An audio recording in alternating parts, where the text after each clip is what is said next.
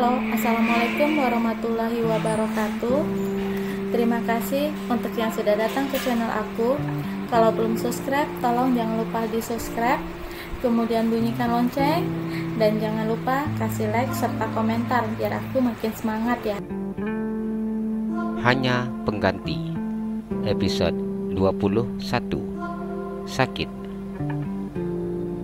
Siapkan makanan untukku, Davin berkata ketika memakai celananya. Mata terbuka lebar saat mendengar perintah suaminya. Ia sangat tidak mengerti dengan sikap pria aneh yang saat ini ada di depannya. Apakah kau tidak mendengar? Davin mengeraskan suaranya sehingga membuat Hana terkejut. Baru semalam sikap suaminya baik sebaik-baiknya, namun kini sikap suaminya sudah kembali menyeramkan hingga membuat dirinya ketakutan. Saya dengar tuan, apakah saya boleh membersihkan diri dan memakai baju sebentar saja? Hana berkata dengan penuh permohonan. Air matanya terus mengalir tanpa bisa dibendungnya. Tidak, aku ingin kau menyiapkan makanan untukku sekarang. Hana diam. Meskipun pria itu sudah menjadi suaminya, namun dirinya begitu sangat malu ketika berpenampilan seperti ini di depan pria tidak berhati tersebut. Hana menatap Davin seperti seekor kucing sedang minta belas kasihan. Meskipun ia sadar bahwa Davin tidak akan berikan toleransi sedikit pun, Hana hanya bisa pasrah menuruti kehendak suaminya yang aneh. Ia berdiri secara perlahan-lahan. Hana mengangkat piring untuk suaminya. Ia merasakan kesulitan ketika mengangkat piring yang tidak berat itu. Tangannya sungguh terasa sakit dan tidak bertenaga, namun ia tetap mengangkat piring tersebut tanpa berani untuk mengeluh. Meskipun tangannya terasa amat sakit, namun Hana tak melayani suaminya dengan baik. Ia meletakkan nasi, kemudian sop daging, sambal cabai, serta kerupuk yang sudah dimasaknya ke atas meja. Keringat tidak hanya membasahi pelipis keningnya, namun juga tubuhnya. Silakan makan tuan. Hana tersenyum dengan air mata yang menetes. Apa kau tidak makan? Davin bertanya ketika melihat piring yang hanya ada satu di atas meja. Saya masih kenyang tuan. Davin hanya dia mendengar jawaban istrinya. Ia mulai menyantap menu yang dihidangkan istrinya. Menu ini terasa sangat nikmat ketika menyentuh lidahnya. Air matanya terus menetes. Hana berusaha untuk tidak mengeluarkan suara agar suaminya tidak mengamuk karena makannya yang terganggu. Pahanya terasa perih karena luka dan berdarah. Namun sakit di tangannya terasa begitu sangat sakit sekali, hingga keringat menetes di pelipis kening serta tubuhnya. Apa nasinya kurang? Hana bertanya ketika nasi di piring suaminya sudah habis. Iya, jawab Davin. Mengangkat tangannya saja ia merasa tidak sanggup. Tangannya terasa amat sakit dan berdenyut-denyut. Namun, ia tetap menyendok nasi yang ada di mangkuk tempat nasi ke piring suaminya. Davin kembali melanjutkan makannya setelah Hana menambahkan nasinya. Hana hanya diam, duduk di depan suaminya. Ia sudah tidak sanggup merasakan tangannya yang terasa amat sakit. Ingin rasanya ia pergi ke kamar dan meninggalkan Davin makan sendiri. Namun Hana batalkan niatnya ketika menyadari suaminya pasti akan sangat marah. Pada akhirnya, ia duduk di meja makan hingga Davin selesai makan. Aku masih ada pekerjaan. Aku akan ke ruangan kerjaku, Davin berkata ketika selesai makan. Ia beranjak dari duduknya dan kemudian pergi tanpa menghiraukan istrinya.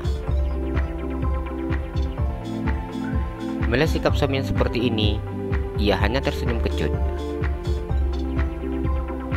Aku tidak bisa membayangkan bagaimana rasanya senangnya ketika dia bertanya bagaimana kondisi tanganku. Meskipun hanya sekedar bertanya, mungkin rasa sakit ini akan hilang. Hana menangis dengan isak tangisnya. Di mana perasaan hati pria kejam yang menjadi suaminya? Sekarang tanganku rasanya sungguh sangat sakit. Hana menangis menahan rasa sakit di kedua tangannya. Air matanya mengalir begitu saja tanpa bisa diusapnya. Jangankan untuk mengangkat tangan menggerakkan jarinya saja terasa begitu sangat sakit. Ia beranjak dari duduknya dan kemudian berjalan menuju ke kamarnya. Sakit sekali rasanya. Hana berjalan dengan sangat pelan. Dinaikinya anak tangga secara perlahan-lahan. Di rumah ini hanya dirinya berdua dengan Davin, hingga ia tidak perlu takut bila ada yang melihat dirinya berjalan tanpa busana seperti ini. Gimana caranya untuk kerja dan mengerjakan revisi skripsi bila tangan aku sakit sekali? Hana buka grill pintu dengan bersusah payah. Ia masuk ke dalam kamar dan langsung menuju ke kamar mandi. Bila tahu seperti ini, aku tidak akan perbaiki baju piyama itu. Aku akan membiarkannya saja. Hana menyesal melakukan hal itu. Ia masuk ke dalam kamar mandi dan melakukan mandi besar. Hana hanya berdiri di bawah cucian air shower tanpa memakai sampo dan sabun. Air matanya terus menetes ketika merasakan hatinya yang terasa sakit. Wanita mana menginginkan kehidupan seperti ini? Wanita mana yang mampu bertahan merasakan kehidupan rumah tangga yang seperti di neraka? Dinikahi untuk disakiti. Dinikahi hanya untuk balas dendam dan melampiaskan rasa sakit hatinya. Dinikahi hanya untuk dijadikan pelayan yang selalu siap melayani semua kebutuhannya dan melayani di atas tempat tidur. Ia sadar bahwa Davin memperlakukannya seperti hewan, namun ia hanya bisa menerima ini semua tanpa bisa berbuat apa-apa.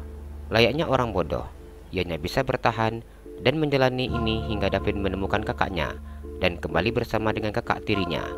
Pada saat itu, penderitaannya akan berakhir. Ia akan disuruh untuk pergi sejauh mungkin. Di saat itu, ia akan menikmati kehidupan yang indah sendiri. Tangis Hana pecah ketika membayangkan ini semua. Papa, Hana rindu. Hana ingin mengadu dan curhat dengan Papa. Hana duduk di lantai sambil menangis. Cukup lama ia berada di kamar mandi dan menyudahi mandinya setelah merasakan tubuhnya yang kedinginan. Meskipun ada handuk yang dipakainya di dalam kamar mandi, namun tangannya sangat sakit ketika digerakkan. Pada akhirnya, Hana keluar dari kamar mandi dengan tubuh yang basah kuyup tanpa handuk. Hana berjalan dengan tubuh yang lemah menuju ke tempat tidurnya. Dalam kondisi seperti ini, ia sangat rindu dengan tempat tidur empuk yang berukuran besar itu. Ia ingin merebahkan tubuhnya yang begitu lemah dan tak berdaya. Ia naik ke atas tempat tidur dan menarik selimut dengan sangat pelan hingga menutupi lehernya. Saat ini yang dibutuhkannya hanya tidur dan beristirahat. Ia berharap rasa sakit di tangannya akan hilang ketika terbangun besok pagi. Jalan-jalan ke Pekanbaru, jangan lupa beli sepatu. Kalau kamu suka channel aku, please subscribe aku. Terima kasih.